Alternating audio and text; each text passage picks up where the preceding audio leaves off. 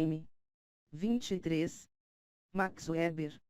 21 de abril de 1864, 14 de junho de 1920. Sociólogo e economista político alemão que rejeitou o positivismo e destacou nossa compreensão subjetiva dos fenômenos sociais. Max Weber é o principal arquiteto das ciências sociais do século XX. Em Conceitos Sociológicos Fundamentais, 1920, ele definiu sociologia como uma ciência que almeja a compreensão interpretativa da ação social com o objetivo de chegar a uma explicação causal de seu curso e de seus efeitos. E, embora ele se concentrasse em grupos, Weber estava interessado no que acontece com os indivíduos dentro dos grupos como resultado da ação social. Como consequência disso, ele levou as ciências sociais para além dos tratamentos empíricos propostos por seus precursores Auguste Comte e Émile Durkheim, desenvolvendo e refinando-os em instrumentos do entendimento humano. O trabalho mais conhecido de Weber, A Ética Protestante e o Espírito do Capitalismo, 1905, é texto fundamental para as ciências sociais modernas. Trata-se de uma análise brilhante sobre os motivos pelos quais protestantes e não católicos romanos chegaram ao domínio do empreendimento capitalista, oferecendo o que alguns críticos chamaram de um estudo pré-marxista do capitalismo.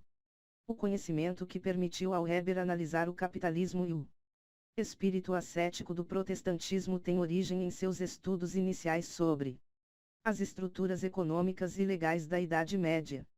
Embora mais conhecido pelo grande público como um sociólogo, Weber deu aula em departamentos de economia política, primeiro em Heidelberg e depois em Viena. Weber nasceu na Turíngia. Seus pais eram talentosos, prósperos e influentes. Seu pai, também Max, foi um industrialista de sucesso no ramo têxtil e também um membro nacional liberal do parlamento. O clima em casa era ao mesmo tempo mundano e ascético, cosmopolita e intelectual. Weber estudou direito nas universidades de Heidelberg e Berlim, tendo praticado os estudos por um período curto. Em 1892, publicou um documento de política social, A Situação dos Trabalhadores Rurais na Alemanha nas províncias do Além-Elba, que o levou a uma entrevista em Freiburg e depois ao seu primeiro cargo de professor em Heidelberg. Sua esposa, Marianne, de 1870 a 1954, era uma socióloga e feminista notável, e, juntos, eles passaram a ser anfitriões regulares do que ficou conhecido como o Círculo de Weber, que incluía Georg Lukács, de 1885 a 1971, fundador da escola conhecida como Marxismo Ocidental e grande crítico literário.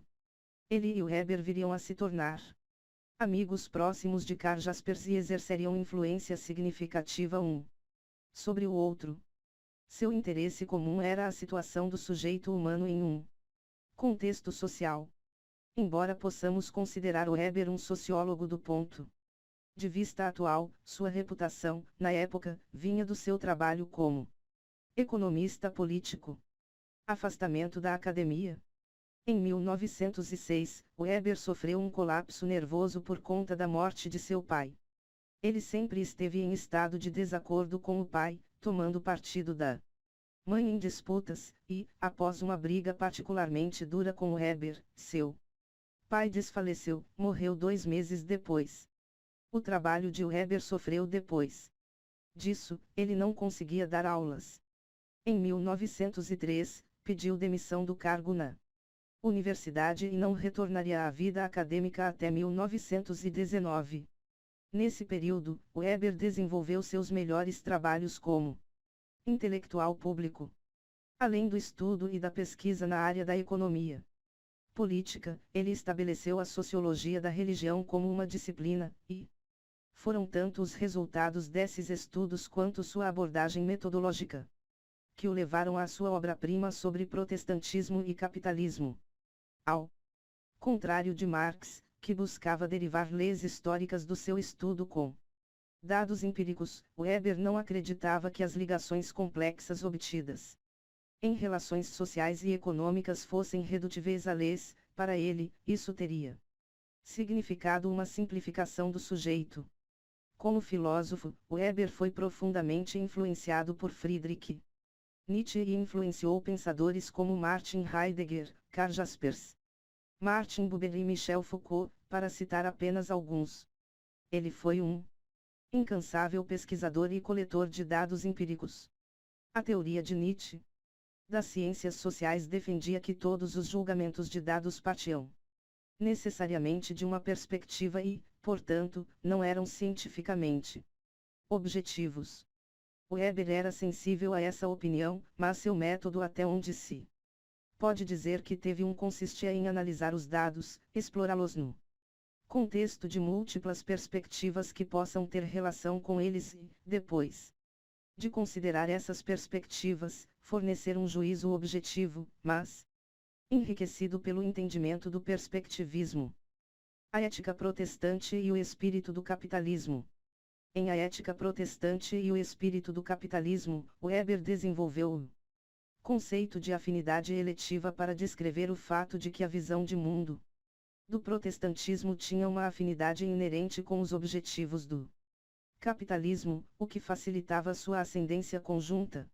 A racionalização resultante dessa afinidade conduz ao aprisionamento do homem no que Weber chamou de gaiola de ferro da eficiência meios/fins. Embora Weber fosse um crítico do capitalismo, ele discordava de Marx quanto à ideia de que o socialismo libertaria o homem de suas correntes, ao substituir o capitalismo. Argumentava ele, o socialismo não resolveria as doenças do capitalismo, mas, em vez disso, as incorporaria, porque precisaria criar uma máquina burocrática ainda maior, o que fatalmente levaria a uma nova racionalização e a uma nova gaiola de ferro, assim como a novas restrições à liberdade. Ação social e poder. Por ação social, Weber se referia a todo comportamento humano ao qual o indivíduo que age vincula um significado subjetivo. Essa definição estabeleceu para Weber uma linha de pesquisa que conduziria a uma consideração do modo como fatores sociais, políticos e econômicos influenciavam a felicidade do homem, que ele considerava cada vez mais ameaçada pelo processo de racionalização segundo o qual burocracias modernas transformavam seres humanos em engrenagens de uma máquina.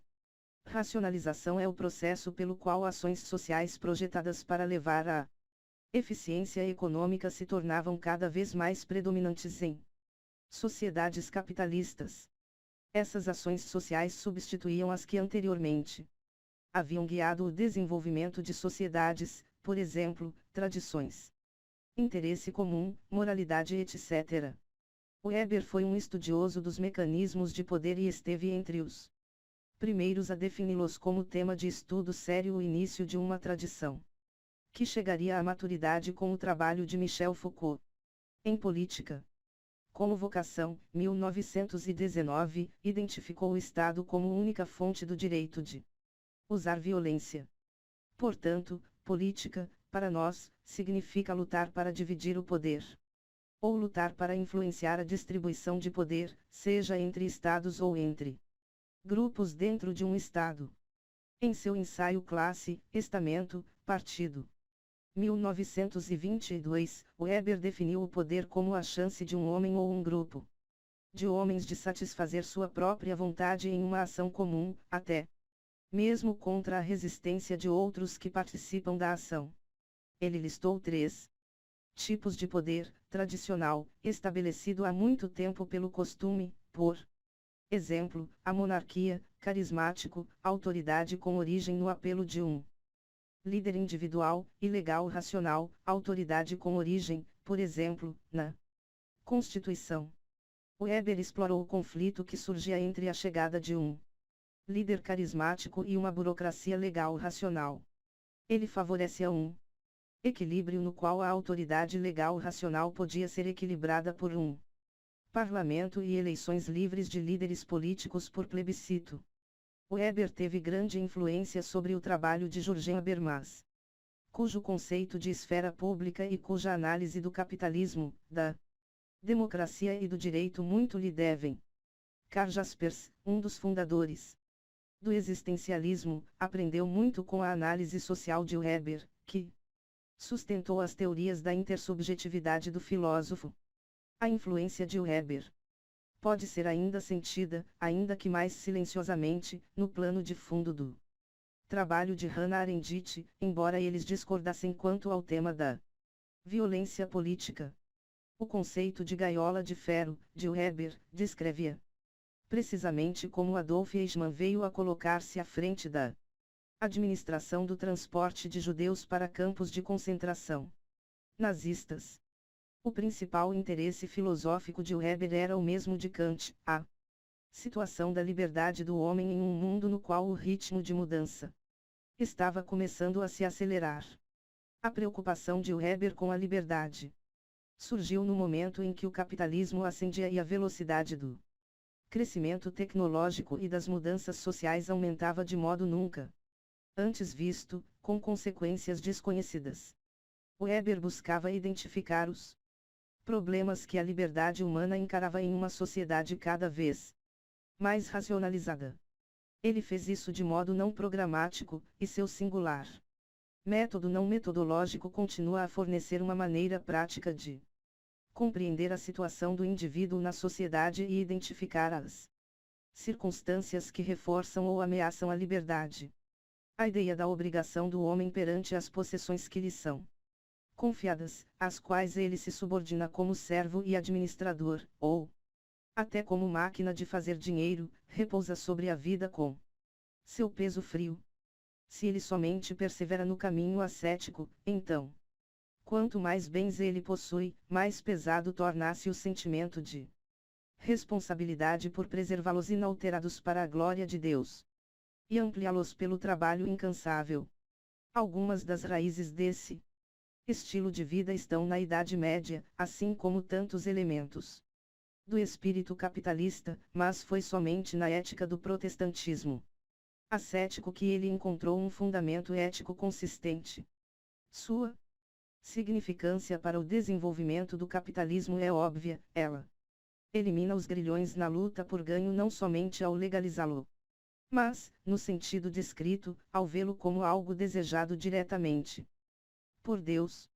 Max Weber, A Ética Protestante e o Espírito do Capitalismo, 1905. Max Weber é amplamente reconhecido como a maior figura na história das ciências sociais, como Karl Marx ou Adam Smith, que poderiam ser considerados concorrentes deste título. Weber foi muito mais que um estudioso de disciplinas. Ao contrário de Smith e Marx, não existe um Weber ideológico. Ninguém transformou o pensamento de Weber diretamente em uma visão de mundo política ou num conjunto de receitas políticas para consumo do público em geral. Mas existe um Weber político extremamente importante, cujo estudo da moralidade da vida política influenciou diversos políticos e pensadores e permanece essencial nas questões a respeito da natureza da responsabilidade política. Stephen P. Turner, Introduction, The Cambridge Companion to Weber. Introdução, O Companheiro de Cambridge para Weber, 2000.